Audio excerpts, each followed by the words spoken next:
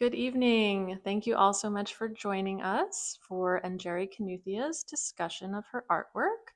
My name is Christina Burrill. I'm the curator and exhibitions director here at the Art Center. And I have had such a privilege getting to know Njeri over the past few months and learning more about her artwork. So in her talk tonight, we will talk about her exhibition, which on a whole explores reconstruction as a symbol of hope. The show is made up of a variety of materials, including fiber, printmaking, painting, and installation. And it's really exciting to have her here tonight. And Njeri is definitely on an upwards trajectory, and she is currently a professor at the University of Central Florida in Orlando. So please help me give a warm welcome to Njeri. So the shift from Kenya to the US must have been pretty severe. How do you think that experience transformed not only your sense of identity, but also your art and your practice? It was really interesting transition, but one of my favorite memories from when I first moved in was wearing booty shorts, and that's why I have that painting that says Basilangu Shabolangu. That translates to my dress, my choice. Growing up in a very conservative and Christian background, my mother made me cover up, and even when I wore dresses, I had to wear stockings and I couldn't have my arms out. So one of my biggest dreams was to wear booty shorts. So when I got to New York, my friend got me booty shorts and I wore them.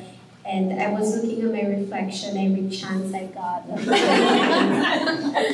the building glass walls, and I remember recording myself walking because I thought, this is what freedom feels like. And it was such an iconic moment. And the shorts become a symbol for freedom. And it's not really just only about wearing shorts, it's about many other things. You mentioned growing up in a really conservative environment, and for a long time, even in grad school, you weren't showing your work publicly. Yes. So can you share with us a little bit about how that changed after you shared your work? Yes, actually, I can't believe it. I moved here in 2021 August, and for 2 years, I did not show my work anywhere. My parents did not know I was making art. So I led them to believe that I was taking theoretical courses, like art history. And I knew, and I was scared that if I came out to my parents that I'm making my own nudes, like I was at the time, they will be really, really mad at me. So I kept it a secret. And then I knew the moment I had an exhibition, it would be all over websites. This exhibition is on their website and their Instagram, so I wasn't taking part in any of that. So my friend really pushed me, actually almost bullied me into applying to this opportunity that had come up. It was an application for $5,000 award.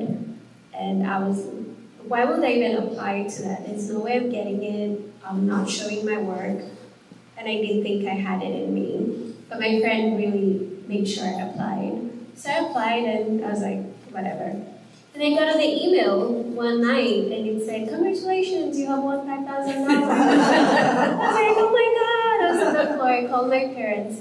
I'm like, oh my God, I just won $5,000. So for context, that's like 750,000 Kenyan shillings. So if you have a car there, really good car. So they were like, oh my God, and they were like really excited, praising God.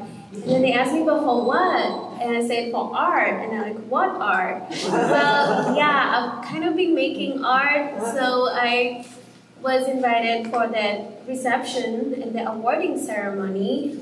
My UCF school did a press release on their website, and the firm was a law firm that gave me the award, also did a press release. So it was all over the news. And then, believe it or not, 3 weeks later, I won another $5,000 award. And that was on the United Arts magazine and so many press releases. So I knew there was no hiding for me. So. And after that, it's just been a lot of exhibitions and invitations. And I'm so grateful grateful because the community in Orlando has been extremely welcoming, and now just finding the same kind of support in other cities like here as well is really what keeps us artists going. And if you were not paying attention, that was 2 years ago? Yes. So 2 years ago, you started showing your work. Yes. And now look at you. So I'd love to dive into your process a little bit. For you, what comes first, the image or the idea? It's the idea. If you saw my sketchbook, you'd be horrified. I'm not a good sketch artist. And when I come up with an idea, I put it down really fast. And sometimes, I'm not sure if that's what you call lucid dreaming, but when I'm half asleep, I get like this really clear ideas about my artwork, and it feels like I'm creating in my sleep. And that's how I build my installations. I don't know if you guys have had a chance to see my other work on my website or something.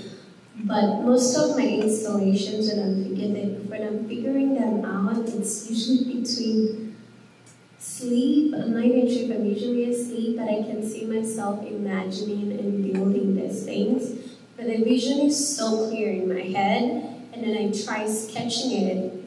And you know this because I tried describing that experience and giving you sketches, and it was so hard for anyone to understand what I'm trying to say because it's so clear in my head, and I know I've worked on it to the very end in my sleep, and how it needs to be. I need to explain it to someone else, so then I have to sketch it.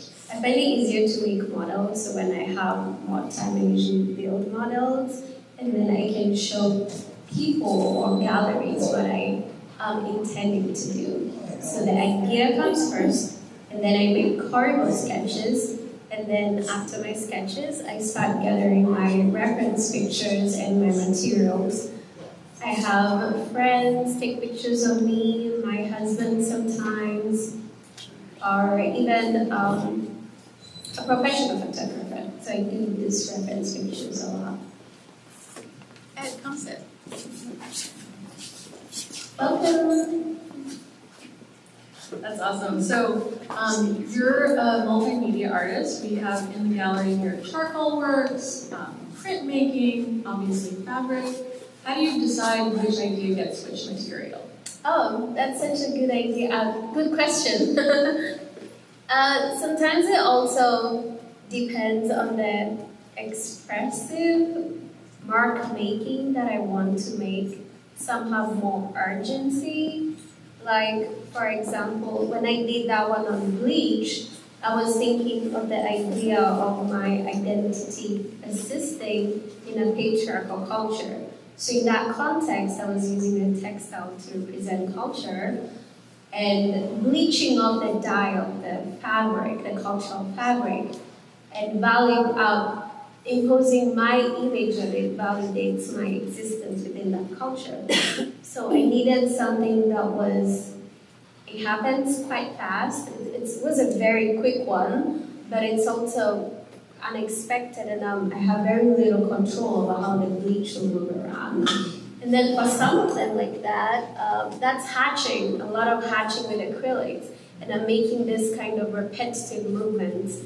And when I'm making these kinds of work, I am really thinking about whatever it is that I'm conveying. I'm really thinking about it. Like when I was doing that one, I was thinking about the fact that, wow, how things change. I couldn't wear shorts at some point in my life, and now I'm in the US. I've worn booty shorts so much, and now I'm tired of them. It's crazy that in my first semester, I was making myself suffer wearing them in the cold days just because I needed to, and I was in desperate need to wear them because that was how I expressed my freedom. But now I've done it too much, I don't even care about them anymore. So I think about those things and the histories and how my work is evolving. And then for painting, the only reason that's a painting, it was supposed to be a charcoal drawing, is because I was given a painting class at UCF. I was told, you're going to teach beginning painting. and I needed to prove to myself that I can do it. So I did that one. And then printmaking, this was actually introduced to me when I was a grad student, and I was having so much fun with it. And grad school was really important to me. I wouldn't be where I am right now without grad school, because we were really challenged to explore things. And I'm so glad I experiment with materials, because that has really helped my work grow, because I feel like I cannot really be satisfied with what I'm doing. I have to keep discovering new things for myself, and that keeps the process exciting. Because in my first year, I was only doing charcoal, for example, and I had all these charcoal drawings, but the excitement goes away after a while. But now, if I'm doing this, and tomorrow this, and this, and this, and this, then that keeps me excited. And I also teach art, so I'm teaching with all these materials sometimes, and that makes it exciting. Well, it's really great because a lot of your work highlights these materials that are deeply tied to cultural identity. And so how do you think these materials are sort of expressing something that you can't with words or with an image? Very good question. These fabrics, when you look at them, most of them are what people consider to be African fabrics. And I'm not going to the details of the history of African fabrics, because it's complex and there's a lot of intermingling of cultures of how they came to be. But they do represent my identity, they do represent where I'm coming from, because we're not afraid of maximalism. We love colors, and we'll wear all sorts of colors, and I really love that about us. And the vibrancy of these textiles, the way we just embrace them and made them our own. And like, you'll notice that some of them have text in Swahili, and all those my mom shipped them to me from Kenya. And like this one here, the beige one, was her personal fabric that she had for many years. And that one I need too.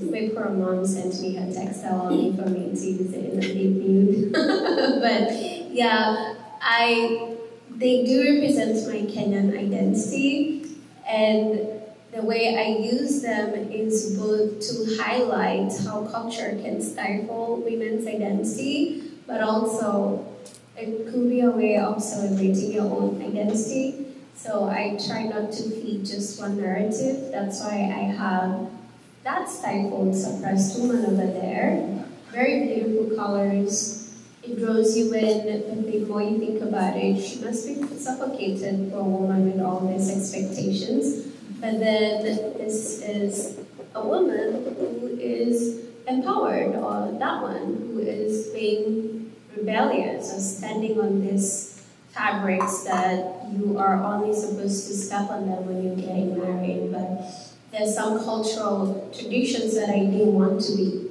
part of when I got married, and that was my way of rebelling against them. So I'm using these textiles in various ways for empowerment, but also to highlight some of the suppression that can come with cultural traditions that are not only cultural traditions, but also societal or political expectations, or even religious expectations of women. Well, that's a great segue to the title of your exhibition, Reconstruction, Wacha Mila Nisi Mtumwa, which is a nod to a major edit on a Swahili proverb. Could you tell us a little bit about what led you to that reference text and why you decided to cross out the ni?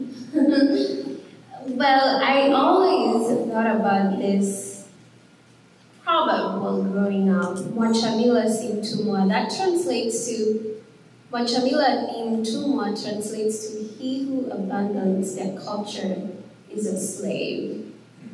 And I always thought about it, like, why would it be wrong, or why would I be considered enslaved if I have abandoned my culture? But then thinking about it, first of all, culture does bring a sense of belonging. When I'm wearing my African vibrant colors or earrings, I feel very bold and confident. I feel great. It's a part of my identity that really excites me. But then there are also traditions that no longer serve me. For example, dowry payment or bride price, where some cultures the man is expected to pay a price towards the wife and they're marrying them to the parents of the bride.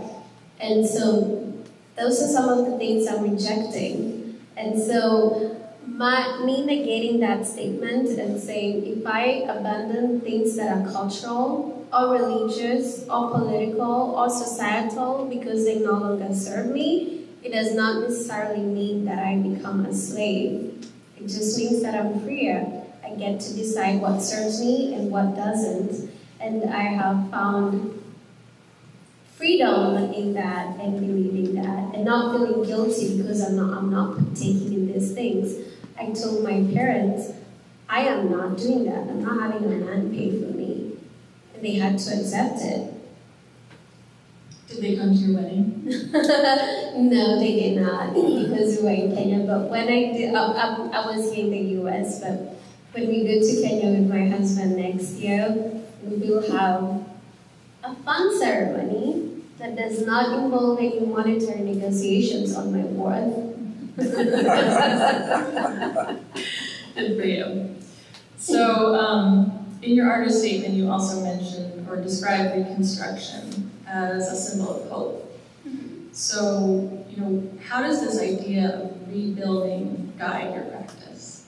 Oh, thank you. I love that question. Growing up in a both Christian and kind of traditional family in the sense that I was always told in church that the father is the head of the family, the man is the head, and then seeing portraits or hearing about all these biblical figures and even a lot of religious authority figures who are also men. And I always wondered where the place of women is in society. And I just questioned a lot of it. And I did not feel comfortable seeing how women were treated. Like my mother would do all the house chores and then just look after my dad, like in a very submissive kind of way. And I did not like those words, submissive or obedient. They just made me uncomfortable. And so I was thinking, how can I take my place back? How can I validate my existence in this culture that overlooks me and my authority as a woman and take my space boldly? So that's why I started recreating these portraits of myself. So I create them. And then after I'm done creating them, painting them on fabric like that one, or that one there, the ones that have been cut up. So I take the time to create the whole portrait, and then I cut it up. And the cutting up is it's not easy to cut it up, something that you've taken time to create. But then the hardest part for me is usually turning them upside down and then spraying them with adhesive and then rearranging them. I usually number them, and still it's very confusing to me putting them back together before the spray adhesive dries because of the direction that they're facing. Sometimes I'm confused and I get very frustrated not knowing where a certain piece goes. And I think about that frustration of trying to find your space. But in the end, I do recreate it, but it's not perfect. It still has all these cracks, but we can still see her, and she persists. So it's that persistence as women in environments where we are overlooked. So that's how I think of Reconstruction. It gives me joy and it gives me hope that things are getting better. And I have been having so much fun with these portraits because I feel they do validate my existence. And it's not just about me, it's for any other person who has ever felt overlooked by their culture or their religion. That's wonderful. And there's so much tenderness and care that goes into the works that you're making, but also a lot of boldness, especially with your self-portraits. So is there something that really draws you to presenting yourself to the viewer that you want us to see in you, or some sort of inspiration from art history, art historical self-portraits? My boldness, where does that come from? I'd say. First of all, I am very privileged to have extremely supportive parents that even though I was terrified of letting them know that I was making art in my first year and second year, once they knew, they have been very supportive to the point that my dad has even posted this portrait of me, even with my breasts up. And they're really proud of me. They're always the first ones commenting on my Facebook when I post something new. And so just knowing my entire family has my back, it doesn't matter how many messages I got, especially in the beginning, of people telling me, especially people from Kenya, that I am shaming women by painting naked portraits, or it's embarrassing and it's ungodly and it's all those kind of things. But knowing that my parents support what I do and they're very proud of me, and knowing that my work has also changed their point of view, and now they're very much more open-minded to some of these subjects because they have taken the time to listen to me, to listen about my work, and to learn about my thought process, and respecting that, I feel very privileged.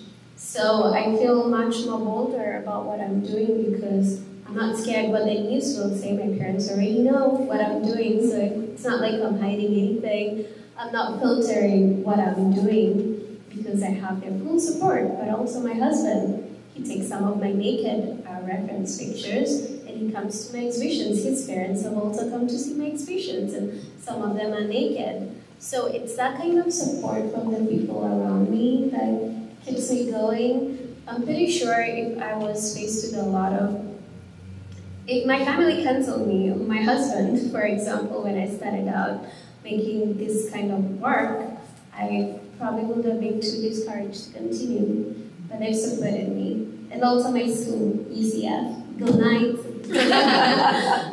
They also really support me, and they share a lot of what I'm doing. That's awesome. Yeah, but I also do look at some contemporary artists, like an artist called Renee Cox. She's an African-American artist who does this really bold portraits of herself, and the gaze in her work is so powerful. And so reading about such artists who are doing very exciting and bold things also helps me. And also reading about other girls, like I do have a girl in particular from Kenya, her name is Nancy, who is really on the front line fighting against child marriages, and having conversations with such women also really encourages me to continue being involved. Well, you bring it to your work in a number of ways. You mentioned the piece to your left there, Njeri the Great. Yeah. She has been through a number of transformations. Lots of them. Yeah. So what makes you want to revisit pieces and change them and hack them up? First of all, something that I have learned about myself is that I am not usually attached to my work. I can very easily cut up my work. This Njeri the Great was actually 6.5 feet by 6.5 feet. So that is so much bigger than this.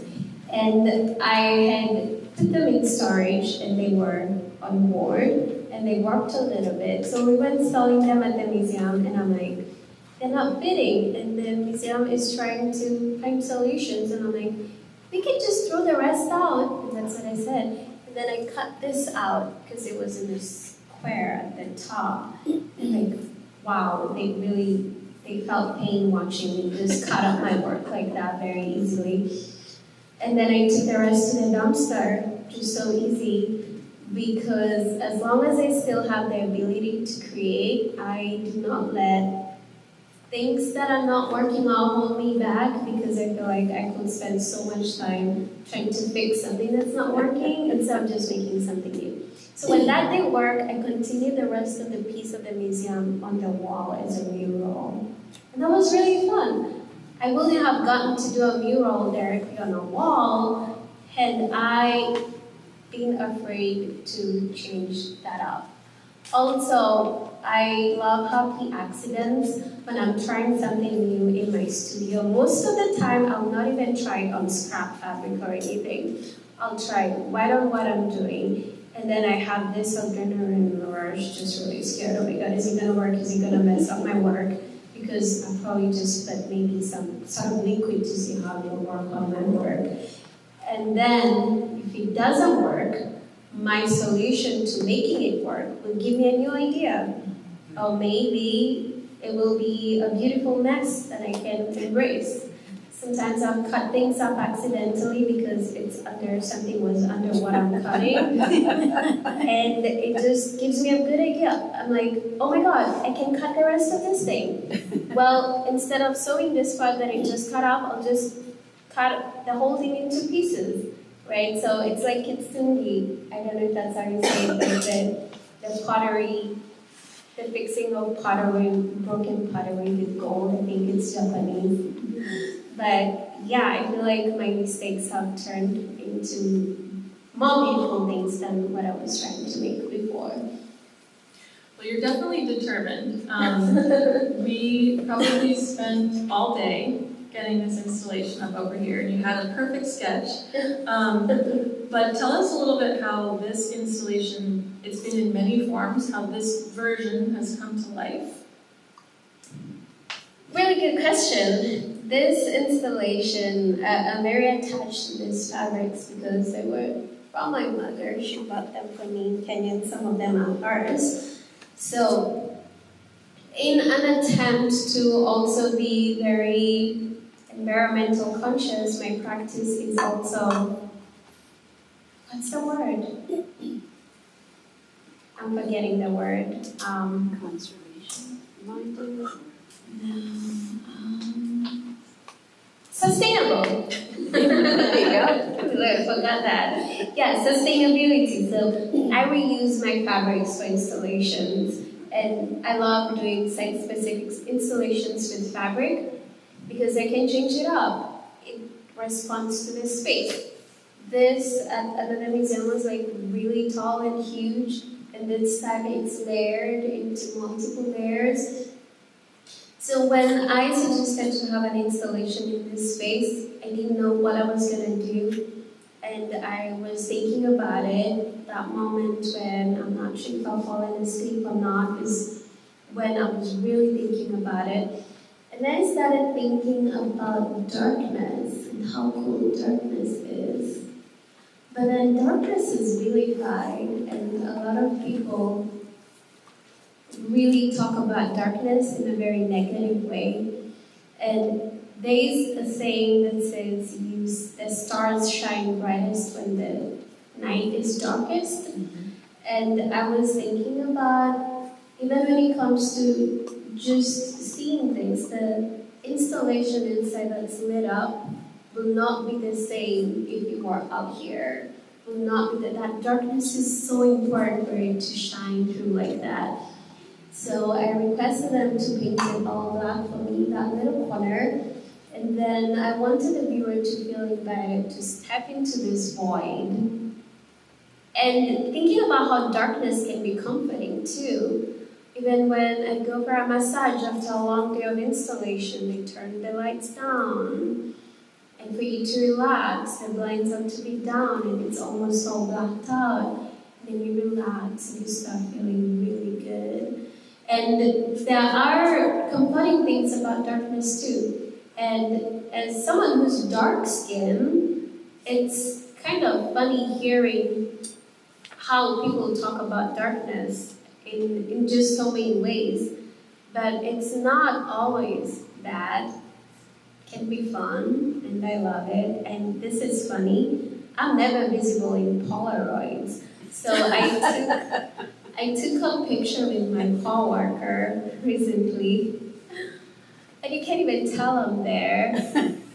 But you can see my dress, and I thought that was so funny. And I went home to my husband and I said, honey, look at this picture.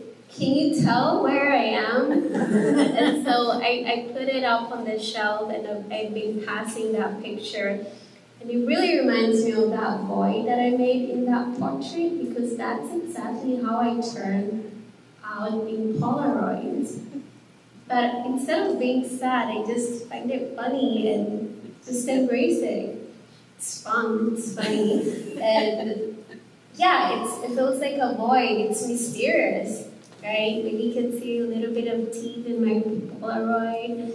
I'm not even sure if I'm really there. And I have learned to embrace such things because they bring me joy. Well, for those of you who haven't been inside, you must go inside and see the portrait in there. And the nice thing about the installation is you mentioned all this darkness, but at the front it's so bright and colorful and alluring for people to come in.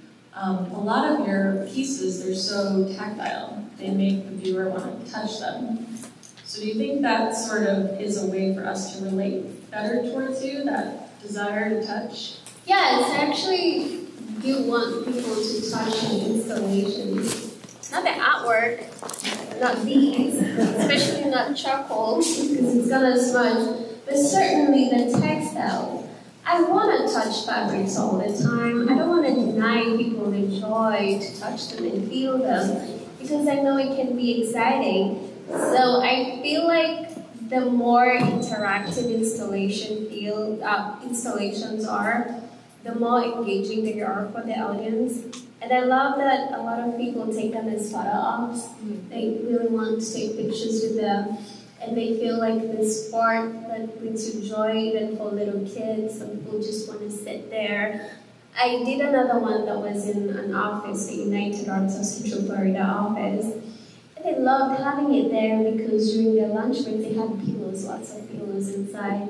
Just wanted to sit there in the darkness and just feel the goodness of being in a port.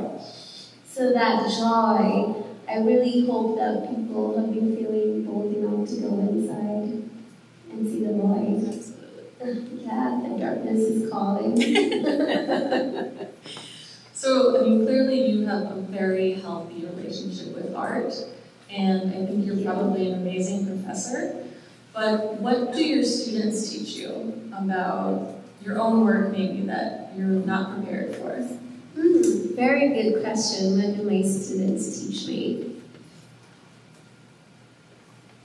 My students have also taught me persistence, because I've dealt with students who struggle, and I encourage them to see me during my office hours. I even try to make them come with candy, because I keep a bowl of candy. Students are really stubborn about going to office hours. They don't really realize that we're there for them. So it takes a lot of convincing and me reminding me, hey, if you're struggling, please see me during my office hours.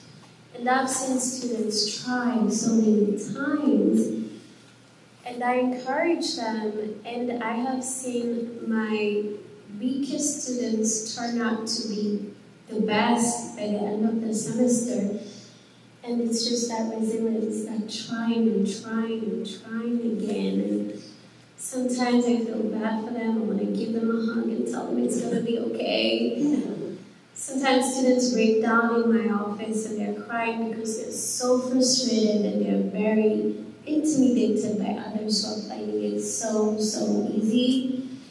So it has taught me patience also, because what's so easy for me, it's the bias that comes with being a professional at something. I've done it so many times. It's so easy for me to demo. So this is how you hatch. You just take your pen and you do this, right? It's easy for me. But if I'm showing that to someone who has never done it, they'll be like, what? So just remembering that they're not at the same level of me, and really taking the time to teach them, and I love walking around during my classes just to demonstrate to them individually, because some of them will not come to you definitely. And even when I'm sitting at my desk, they're probably too intimidated sometimes to come to me because like everyone else is watching. But if I'm walking around and I'm stopping at everyone's desk, then that makes you feel better. And sometimes I have felt that teaching could test your patience, but I think I have the patience of a saint. I will repeat something so many times and I'll do it smiling. And I'll keep showing you and showing you and showing you and showing you, yeah. And it makes me really, really, really happy. It just brightens my day when I have to teach. That's awesome. Well, we have a couple of young emerging artists over here. And for anyone out there, really, what advice would you give someone that's trying to find their authentic voice in their artwork?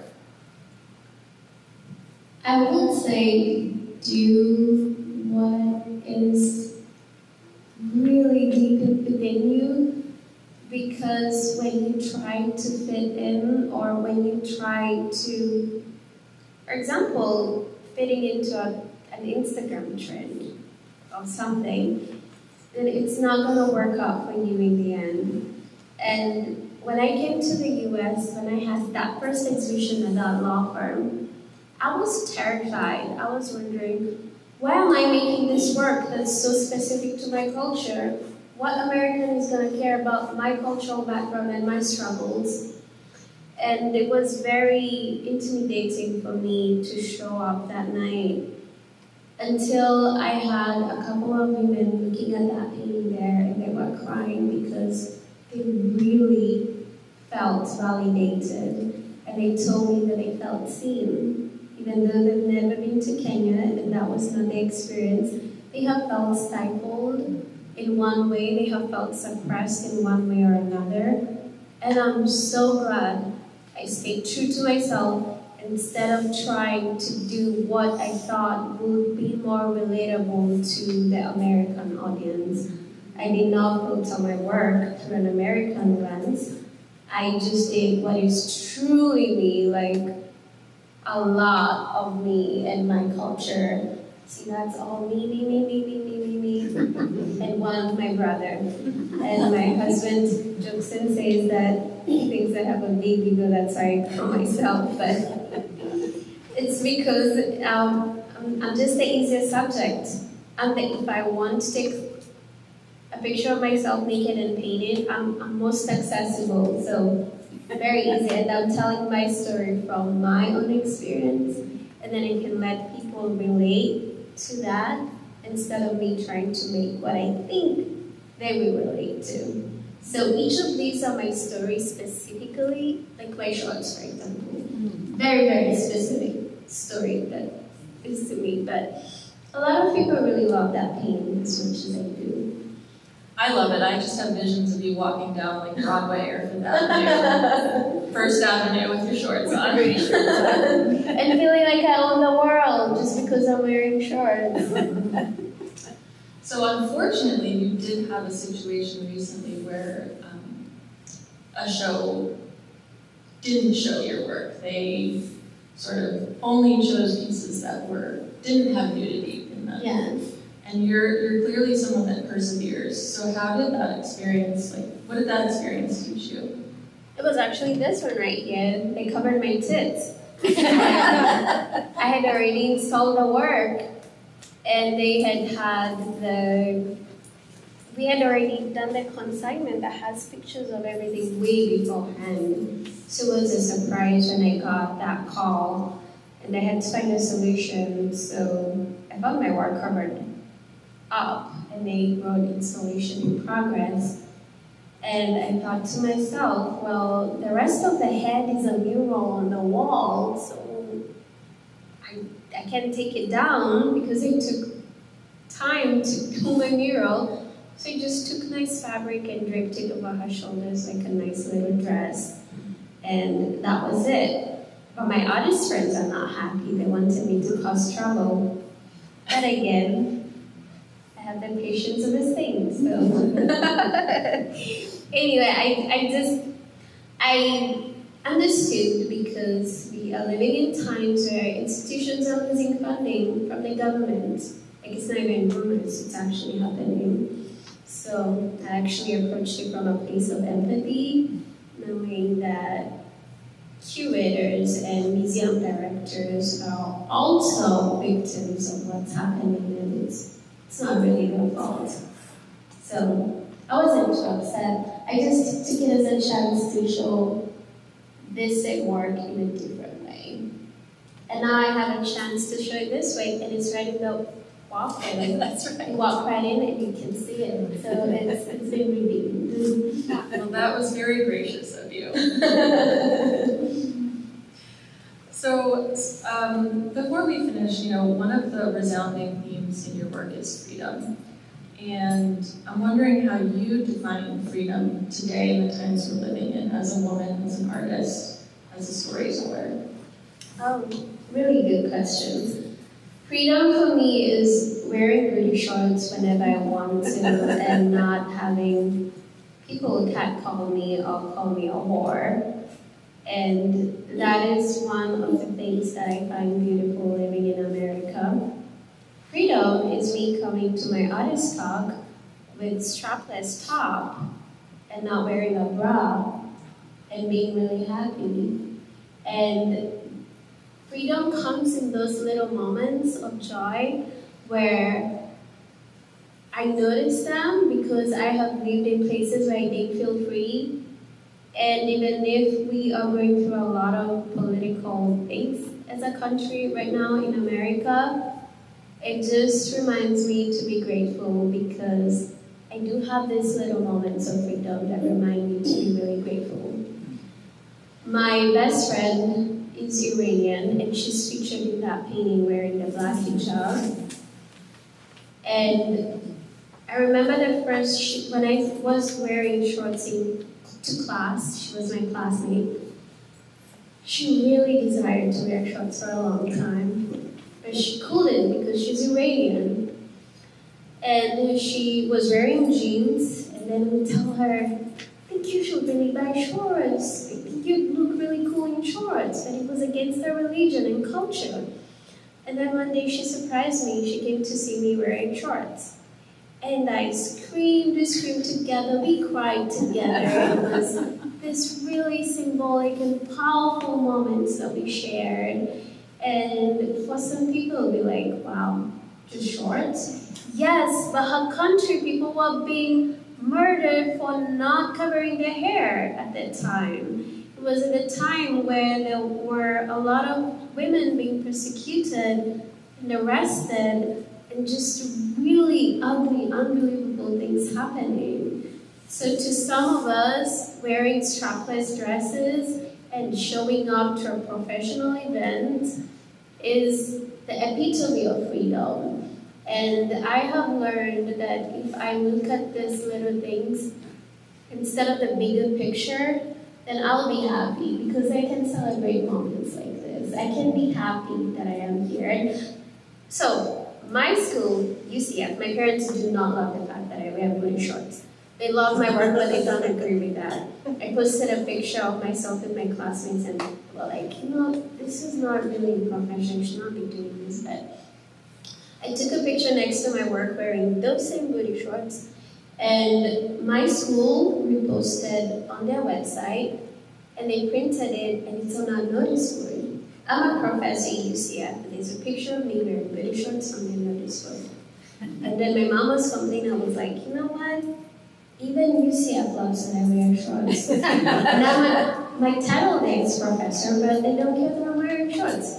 And I mean, it's such a small thing, but it brings me so much joy walking past that notice board and seeing myself in shorts, the place where I'm supposed to be the professional. But it doesn't make me any less of a professor. If I'm wearing shorts, it doesn't make me any less of an artist or a woman just because I'm not wearing any straps today. And those little moments bring me so much joy that I'm not stressed about the bigger picture of what my rights are as a whole, because I'm taking the time to enjoy these little moments. And so that keeps me happy. Well, you're such an inspiration. Every time I get to talk to you and see you, you just bring joy to everyone that's around. Thank you. Your work is beautiful, the show is amazing. Before we open it up for the audience to ask you some questions, what is next? You have all these materials you're exploring with. Any new materials in sight? Any new projects? Oh yes, I want to do that, the void inside this backlit portraits of mine in 3D. So I've been thinking about how to bring that to life, and I'm really excited. But my next exhibition, right now I also have the faculty exhibition at UCF. I'm showing some new work. But in February, I have a solo exhibition in Mexico City during Zonamaco. And Zonamaco is the largest art fair in Latin America, so that's really big and I'm excited. Yeah. And then I do have another solo show in Canada that we're working on. And yeah, I'll just continue exploring all the materials that I Your dreams. That's awesome. Well, congratulations on Thank all you. of that, and thank you so much. Thank you. Anyone have any questions for Njeri? And before they ask, that painting there says, I have no secrets, just answers, so ask away. So did you design your top I did. Yes, I made it. and the fabrics? You designed the fabric? No, I do not. I buy the fabrics. My mom ships the African-looking ones to me, and then some of these that are more generic, those are combined, both African and generic ones from here. Friends donate those to me. I have a question for you. The weaving that's there, right? Is that just fabric you bought, or do you actually weave it yourself? Do you have any No, idea? minimally, I have only woven with metal, and my woven work is not here.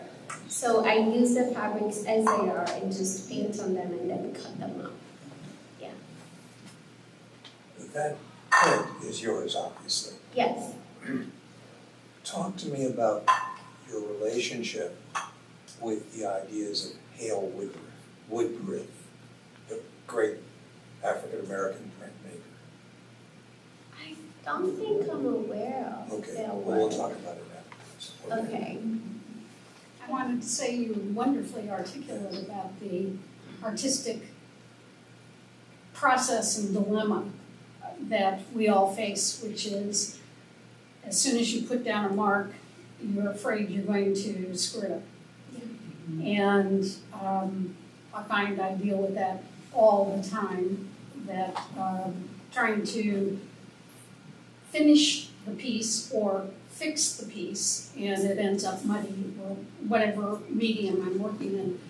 So thank you for that, because it was really apropos and very well stated so that I could see it happening to myself and to you. So thank you for that.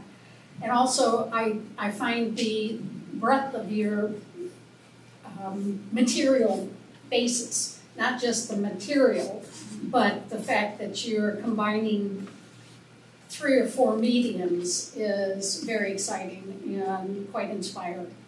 So, Thank you so much. you know, I'm just very impressed with how articulate you are about what you're doing and how you're expressing yourself. Thank you so much. I appreciate it. I tell my students to create without boundaries. Yeah, that's too big. That's too scary. You can do it.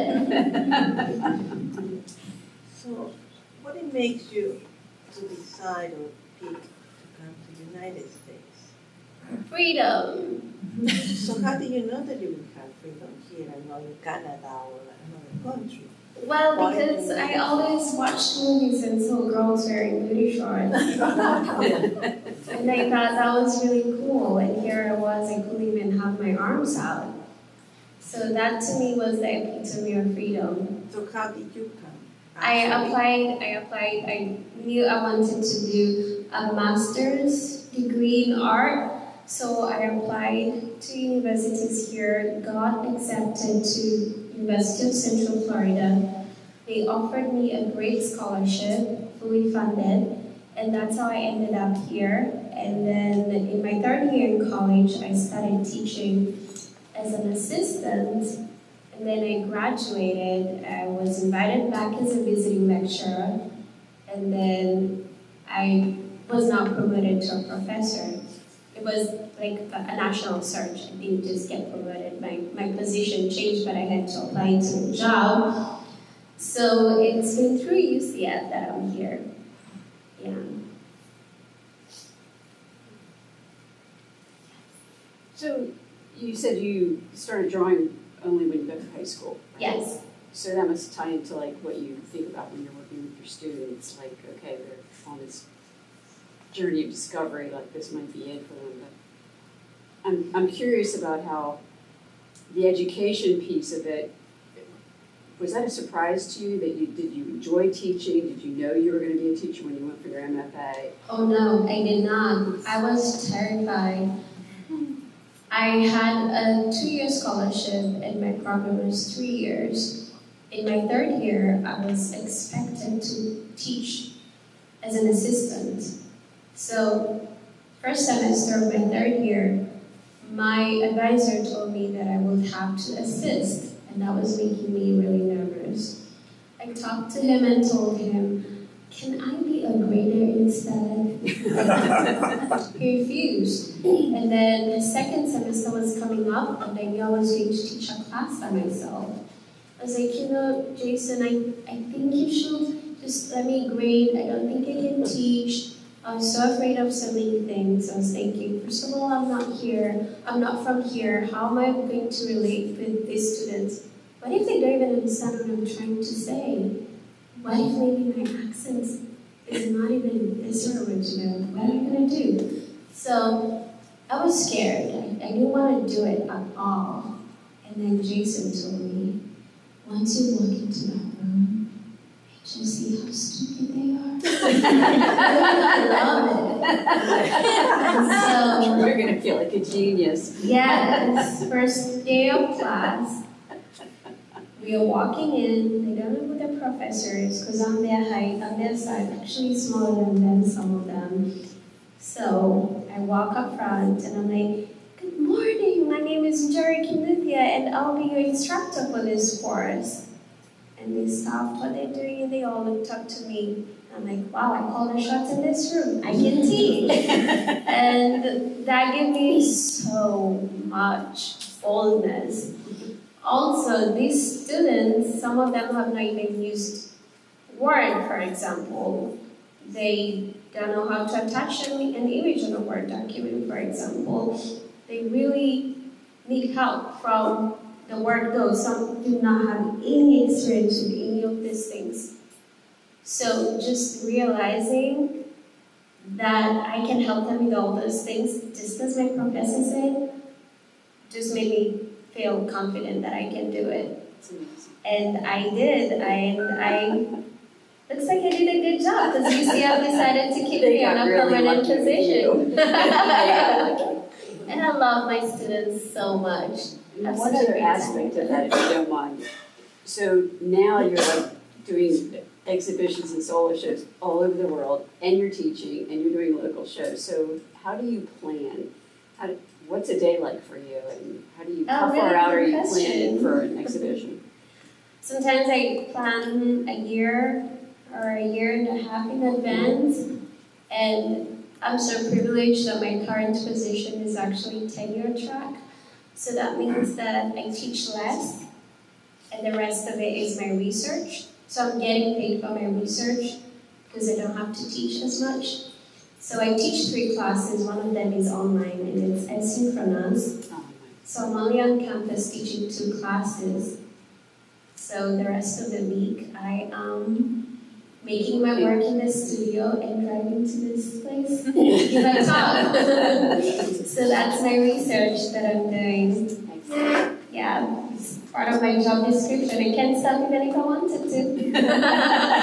But I do love doing this. And when I was a lecturer, I wasn't supposed to be doing, I wasn't required to do any research at all. It wasn't in my contract, but I did so much research. I had a record number of exhibitions, even when I wasn't needed. And when my director was reviewing my performance, so like, Njeri, do you ever have time for fun? Do you have all this time to do all these things? But I have done it so much that I can make some of this work really quick, and I can make multiples, and so I can manage having a lot of exhibitions at once. Amazing. I just wanted to say something. I really admire your story about the shorts, because I grew up in Savannah, Georgia, and Daisy Dukes, or what they're called, was very common. But I watched a lot of women go through the trial of like older women from like the my grandmother was born in 1919. And my Dominican homegirl came by the house one day, and my grandma put me to say, her shorts, too short, too short. And they were shorter than this. So, you know, it's like, I think about the music we had back in Atlanta. We had Daisy Dukes, excuse the language, but Coochie Cutters was another song. And it was a thing back in the 90s for girls to wear these shorts.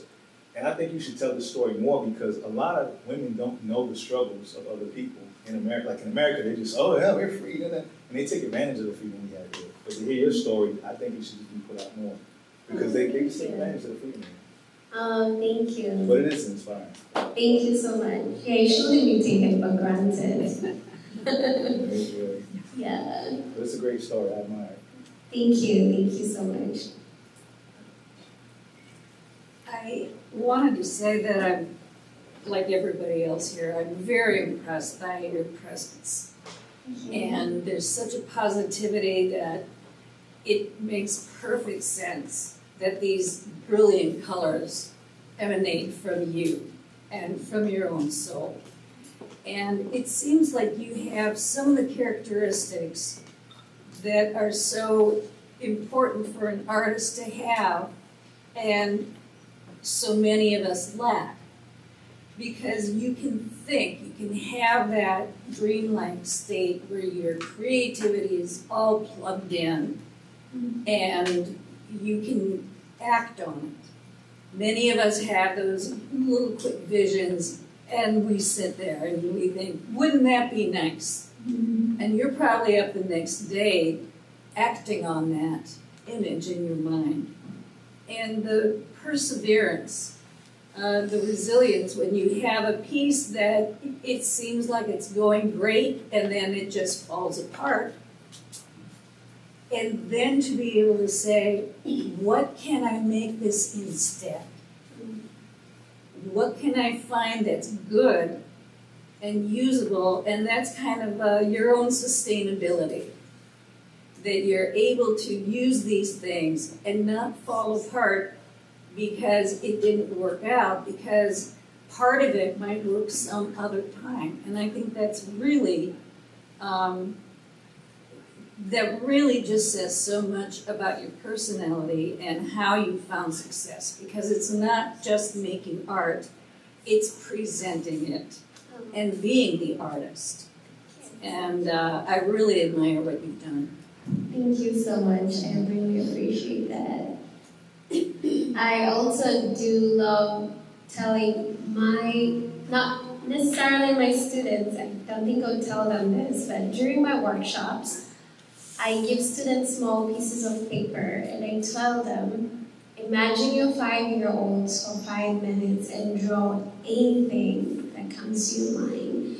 It doesn't matter what it looks like, and I draw it with them. And if you look at what I'm drawing, it's so playful, so childish, and so childlike, and we're using crayons. And so if they can see me, a professional artist, making something like that, maybe I should show my sketches, my childlike sketches to my students, because creativity should also be playful.